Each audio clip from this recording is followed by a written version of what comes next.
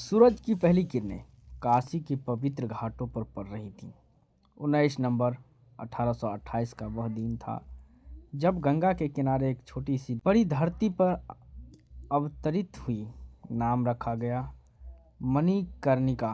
उसके पिता मोरोपंत तांबे एक साधारण मराठी ब्राह्मण थे जो पेशवा बाजीराव द्वितीय के दरबार में सेवा करते थे। माता भागीरथी सप्रे की गोद में खेलती मणि की हंसी गलियों में गूंजती।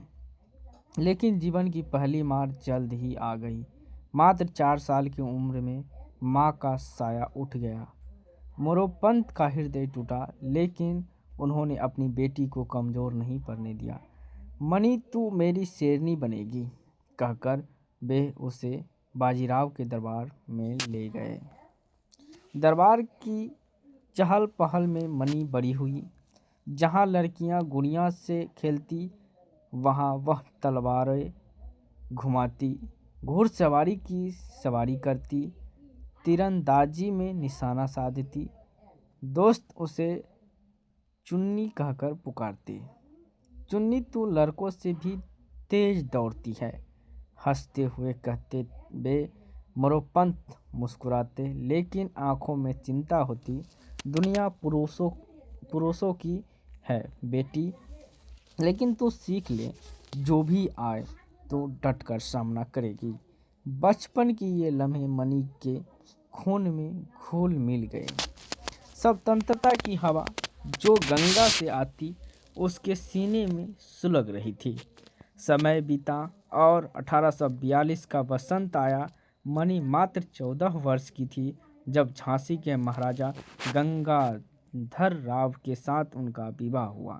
विवाह का कारवां काशी में से झांसी पहुंचा। दुल्हन बनी मणिकर्णिका अब लक्ष्मीबाई कहलाई।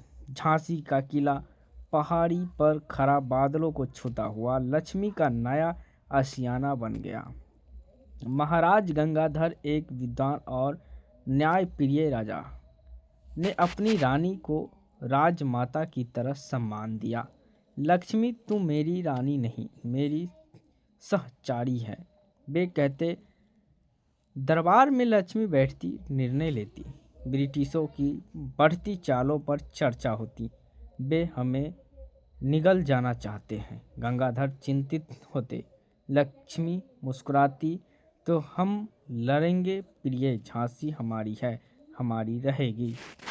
विवाह के 9 साल बाद 1851 में लक्ष्मी के जीवन में एक नई रोशनी आई। दामोदर राव का जन्म हुआ। किले की दीवारों में शिशु की किलकारी गूंजी, लेकिन खुशी अल्पकालिक थी। 4 महीने बाद दामोदर चला गया। लक्ष्मी का हृदय फिर टूटा। भगवान, क्यों, वे रोती। गंगाधर ने सांत्वना दी, हम फिर कोशिश करेंगे। लेकिन भाग्य ने फिर प्रहार किया। 1853 में महाराजा गंगाधर बीमार पड़ गए। मृत्युशैया पर लेटे हुए उन्होंने एक अनाथ बालक को दत्तक पुत्र बनाया। दामोदर राव, यह हमारा उत्तराधिकारी होगा, उन्होंने कहा, लेकिन उनकी सांसें थम गई। लक्ष्मी विधवा हो गई। अब झांसी का बोझ उनके कंधों पर था। ब्रिटिश ईस्ट इंडिया कंपनी की आंखें लालची थी। लॉर्ड डलहौजी का डॉक्ट्रिन ऑफ लैप्स नीति एक जाल था। दत्तक पुत्र मान्य नहीं, उन्होंने घोषणा की। झांसी अब ब्रिटिश साम्राज्य का हिस्सा। कैप्टन एस्किन झांसी पहुंचा। रानी जी, 60,000 रुपये लीजिए और राज्य छोड़ दीजिए, उसने कहा। लक्ष्मी का चेहरा कठोर हो गया। मैं झांसी हूँ, यह मेरा जन्म सिद्ध अधिकार है। लॉर्ड डलहौजी का पत्र लिखूंगी, मैं अपनी झांसी नहीं दूंगी। पत्र भेजा गया, लेकिन जब जवाब नकारात्मक आया। लक्ष्मी ने हार न मानी। उन्होंने सेना को संगठित किया महिलाओं को तलवारबाजी सिखाई। हमारी झांसी कोई उपहार नहीं जो लौटा दे, वे सिपाहियों से कहती। 1854 में एस्किन ने किले पर कब्जा करने की कोशिश की। लक्ष्मी ने विद्रोह किया, तोपें गूंजी, तीर बरसे, लेकिन समझौता हो गया। लक्ष्मी को रानी मान लिया गया, लेकिन ब्रिटिशों की निगाहें अब भी टिकी थी। समय बीता, 1857 का तूफान आया। मेरठ में सिपाहियों ने बगावत की। कारतूसों में गाय और सूअर का चर्बी, यह धोखा था। चपाती की आग पूरे भारत में फैली। झांसी के सिपाही भी भड़क उठे। रानी जी, समय आ गया है, वे चिल्लाए। लक्ष्मी ने नेतृत्व संभाला। हाँ भाइयों, यह स्वराज की लड़ाई है, हम एक होकर लड़ेंगे। ब्रिटिश अधिकारियों को मार भगाया गया। झांसी का किला फिर लक्ष्मी का दुर्ग बन गया। लेकिन जनरल ह्यूरोज ने सेना भेजी। मार्च 1858 से 65 दिनों की घेराबंदी, तोपों की गड़गड़ाहट, सिपाहियों की चीखें। लक्ष्मी रात दिन मैदान में पीछे न हटे। वे चिल्लाती, उनकी सेना ने डटकर मुकाबला किया। अंत में किला टूट गया। लक्ष्मी ने दामोदर को विश्वनाथ मंदिर में छिपाया। मेरा बेटा सुरक्षित रहे सोचकर वे कल्पी की ओर भागी। रास्ते में तात्या टोपो से मिली। रानी जी, ग्वालियर पर कब्जा करे। तात्या ने कहा। लक्ष्मी सहमत हुई। ग्वालियर फतह हो गया, लेकिन ह्यूरोज पीछे लगा था।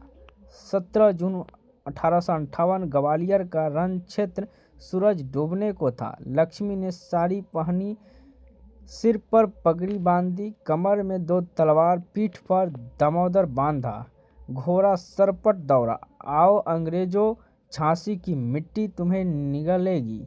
वे गरजी, तलवारें चमकी, सिपाही गिरे। एक ब्रिटिश सैनिक ने चिल्लाया, यह शैतान औरत उड़ रही है। लक्ष्मी ने कई को मार गिराया, लेकिन संख्या में वे कम थे। एक गोली उनकी बाह में लगी, दर्द हुआ, लेकिन वे रुकी नहीं। मातृभूमि की रक्षा सर्वोपरि, वे सिपाहियों को प्रेरित करती रही। रात घनी हो गई। कोटा की सराय के पास युद्ध चरम पर था। लक्ष्मी का घोड़ा थक गया।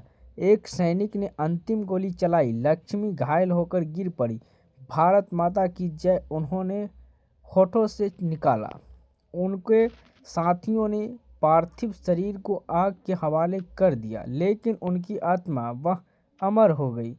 तात्या टोपो ने लड़ाई जारी रखी, लेकिन विद्रोह 1858 में दब गया। ब्रिटिशों ने भारत को जकड़ लिया। फिर भी लक्ष्मी की गाथा जीवित रही। सुभद्रा कुमारी चौहान की कलम से निकली, खूब लड़ी मर्दानी, वह तो झांसी वाली रानी थी। आज 2025 में भी जब महिलाएं अपनी आज़ादी के लिए लड़ती है, लक्ष्मी की छाया दिखती है। झांसी का किला खड़ा है गवाह बनकर, और हम हवा में गूंजती है वह आवाज़, मैं अपनी झांसी न दूंगी। यह कहानी लगभग 1200 शब्दों की है, जो सामान्य पढ़ने की गति पर 15 से 20 मिनट लेगी। ऐतिहासिक तथ्यों पर आधारित। जन्म 1828, विवाह 1842, पति की मृत्यु 1853, विद्रोह 1857, बलिदान। जय हिंद।